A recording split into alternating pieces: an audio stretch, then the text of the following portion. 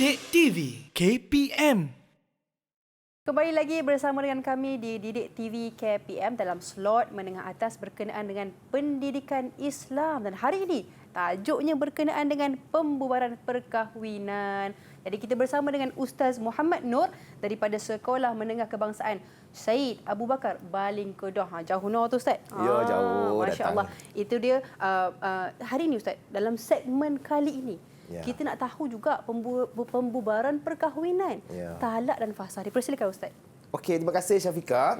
Okey, bila kita sebut tentang pembubaran perkahwinan, jadi bila kahwin ni, okey, kita kata, macam diberitahu bahawa kalau kahwin tu kita rasakan bahagia saja, tapi kadang-kala datanglah cabaran-cabaran. Berlakulah yang kita pernah dengar talak. Apa itu talak? Okey, Syafiqah, kan selalu pernah dengar kan talak-talak. Ya. Tapi selalunya mungkin orang tak guna talak. Orang guna satu istilah lain. Agak-agak apa dia? Saya teka Ustaz. Ya. Saya teka. Mungkin cerai kan? Ya, mungkin anak murid pernah dengar tak perkataan talak? Murid-murid. Murid macam mana? Ya.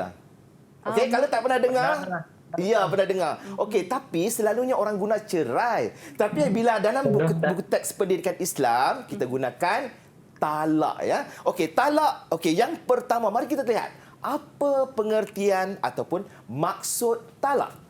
Apa maksud talak? Okey, kita lihat dekat sini. Maksud talak ialah pembubaran perkahwinan oleh suami. Ingat kata kunci. Ingat kata kunci. Yang pertama, pembubaran perkahwinan oleh suami. Kata kunci yang kedua, dengan lafaz talak yang jelas atau kiasan. Bermaksud, bila diminta tentang maksud atau pengertian, maka murid-murid kena ingat ya, Hakim, Dayang Marisa, Alia Natasha, Muhammad Daniel dan semua murid-murid yang ada di luar sana kena ingat dua kata kunci ini. Dua kata kunci ini iaitu pembubaran perkahwinan oleh suami dan dengan lafaz talak yang jelas atau kiasan. Kena ingat kata kunci itu, kalau tak ingat tak boleh jawab, ya. Okey, mari kita tengok hukum talak, ya. Hukum talak selalunya kita nak tahu bila kita bercerai ni, orang dah kahwin-kahwin tiba-tiba bercerai, dia dah ada anak 10 dah, Syafiqah. Tiba-tiba berlaku perceraian. Apa hukumnya di dalam Islam? Ya. Sebenarnya hukum talak di dalam Islam adalah harus. Hukumnya adalah harus, tetapi iaitu syarak memberikan kebenaran untuk pasangan suami isteri membubarkan perkahwinan kerana sebab-sebab yang munasabah. Mesti kena ada sebab. Bila ada sebab, maka diharuskan oleh Islam. Tapi ingat tak? Tapi ada lagi Islam ini memberikan pula, ya, perubahan sekiranya, ya, hukum talak ini boleh berubah mengikut masa, mengikut keadaan. Macam mana tu? Dia boleh berubah, Syafiqah. Dia boleh berubah, murid-murid sekalian, ya, kepada 4 keadaan pula. Macam mana tu? Dia menjadi wajib apabila berlaku perbalahan antara suami yang tidak dapat didamaikan. Dah pergi mahkamah, dah bagi nasihat, tolonglah baikilah hubungan anda, ya, janganlah bergaduh lagi. Hakim kata buatlah elok-elok, tapi tak boleh dah diselamatkan. Maka ketika itu sudah menjadi wajib untuk bercerai. Itu yang kedua. Tadi hukum pertama haruskan, yang kedua. Yang ketiga, makruh apabila suami menceraikan isteri yang berkelakuan baik atau menceraikan isteri tanpa sebab. Isteri nama apa? A lah kita panggil lah. Tak nak letak nama orang, takut silap kan. Kita letak nama A. Syafiqah. Okey. Hari ini abang ceraikan A lah. Kenapa bang? Kenapa ceraikan saya? Sebab awak tu baik sangat. Ya Allah, ceraikan sebab baik, maka hukumnya makruh. Talak jatuh tak? Jatuh, tapi hukumnya makruh. Okey, yang keempat, sunat. Sunat menceraikan isteri apabila isterinya berakhlak buruk. Suami kata, jangan keluar lah yang. Tak kira, nak keluar juga. Macam tu, macam mana? Kau rasa? Kena. Okey. Jadi Islam membenarkan sunat untuk menceraikan. Dan ini yang paling last sekali. Haram hukumnya menceraikan isterinya sekiranya menceraikan isteri dalam keadaan haid ataupun ketika suci tapi telah disetubuhi tanpa diketahui hamil ataupun tidak, ataupun dia bercerai kerana untuk membuat aniaya kepada isteri tersebut. Itu juga hukumnya adalah haram. Okey, nampak hukum-hukumnya? Okey, kita teruskan lagi. Kita tengok pula contoh lafaz talak. Macam mana lafaz talak ni? Kita bagi pengertian tadi kan. Talak ini berlaku dalam dua keadaan, Syafiqah. Ya. Yang pertama, secara jelas. Apa jelas tu Hakim? Cuba sebut Hakim. Hakim dapat line yang okey. Cuba sebut.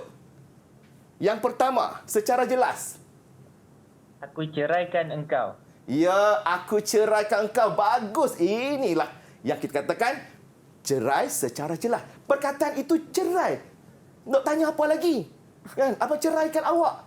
Apa ceraikan saya? Iya, bila ada cerai itu maka secara jelas. Okey. Yang kedua secara kiasan atau dalam bahasa Arabnya dipanggil kinayah. Dipanggil kinayah. Okey, secara kiasan ini Alia Natasha, cuba baca macam mana cerai secara kiasan? Cuba jawab. Boleh. Boleh? Ataupun ada masalah? Suara tak keluar. Okey.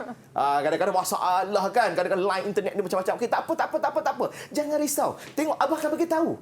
Apa ni? Ustaz bagi tahu. Kan? Ustaz Abah ni bagi tahu kan. Kenapa bagi tahu? Kenapa? Aku lepaskan engkau mulai hari ini. Main tali dengan isteri dia. Main tarik-tarik tali. Aku lepaskan engkau. Isteri pun menangis-nangis. Kenapa Abah lepaskan saya? Kenapa Abah lepaskan saya?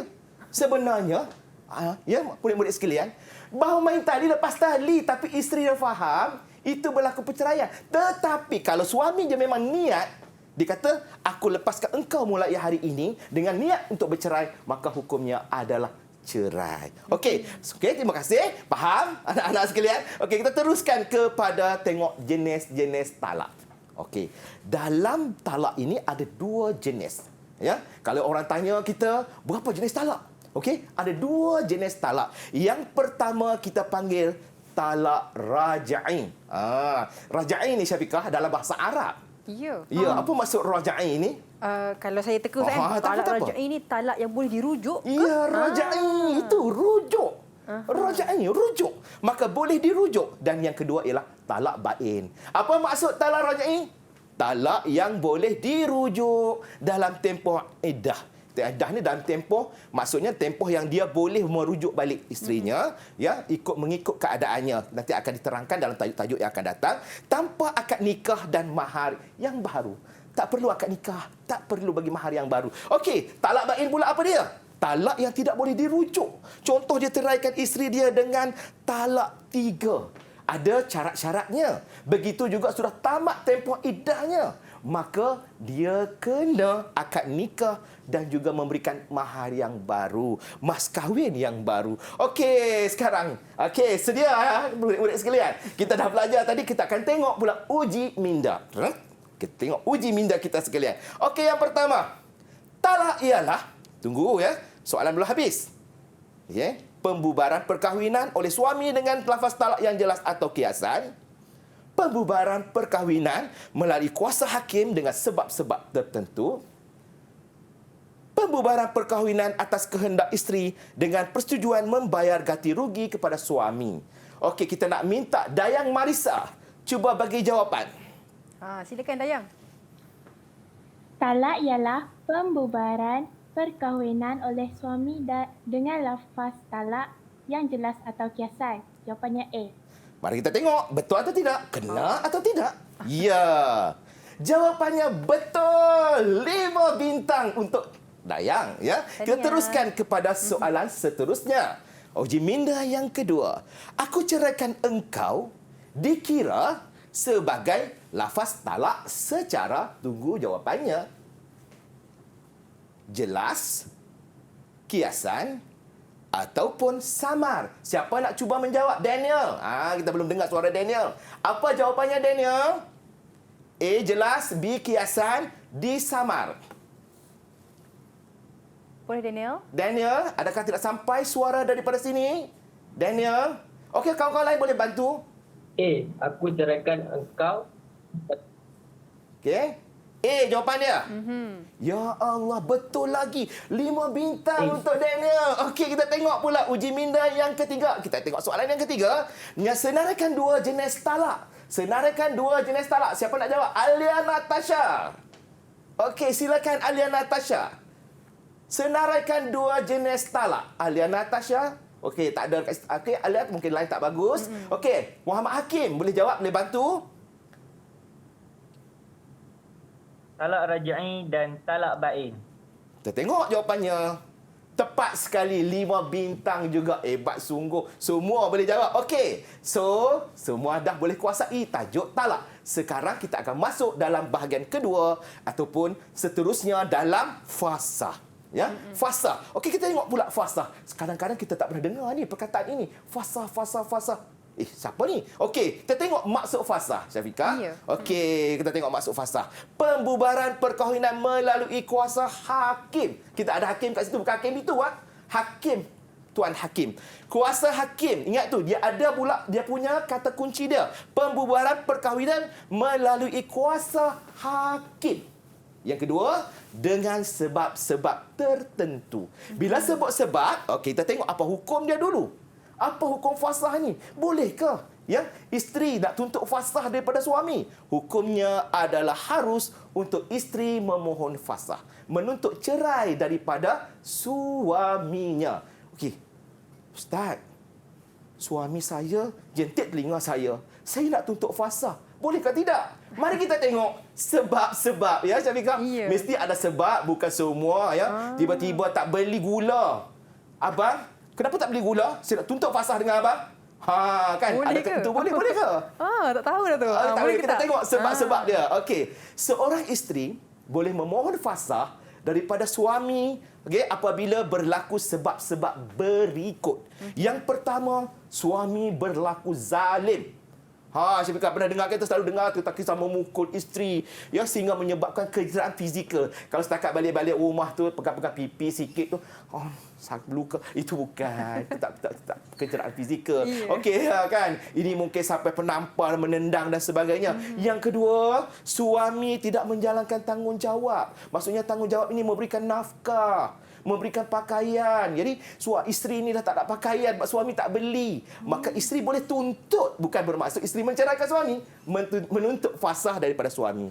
Yang ketiga, suami menghilangkan diri dan tidak dapat dikesan, menyebabkan suami tidak memberikan nafkah zahir dan batin. Lama dah tak jumpa suami, tidak dapat dikesan, hilang kan Syafiqah? Ya. So, apabila disahkan mereka meninggal dunia, maka bagaimana keputusannya itu terpulang kepada pihak isteri sekiranya, ini contoh sekiranya isteri itu ingin memohon fasah. Tapi yang buat keputusan siapa? Tuan Hakim. Tuan Hakim. Kena ingat tu, bukan kuasa dekat isteri tu. Okey, seterusnya suami berpenyakit yang sukar diubati seperti penyakit AIDS. Penyakit siflis. Sakit yang tak boleh nak diubati dah. Maka isteri kata, saya reda. I is reda. Kata orang sekarang lah. I is reda. Tak apalah, saya reda suami saya walaupun sakit. Tak apa. Tapi kalau dituntut fasah, maka mungkin hakim akan membuat keputusan untuk berlaku perceraian secara fasah. Okey, seterusnya, suami murtad. Ini confirm. Apabila seorang suami itu murtad ataupun keluar daripada Islam, secara automatik perkahwinan itu akan terbubar. Kerana Islam adalah merupakan syarat sah perkahwinan. Okey, boleh faham tak murid-murid sekalian? Boleh faham tak? Kalau Syafiqah kata boleh faham, Ustaz yakin yang ada di luar sana lagi-lagilah faham. Okey, so mari kita tengok. Uji minda. Kalau dah faham, kita uji minda sekali lagi. Okey, sekarang siapa nak jawab ni agak-agak? Cuba angkat tangan.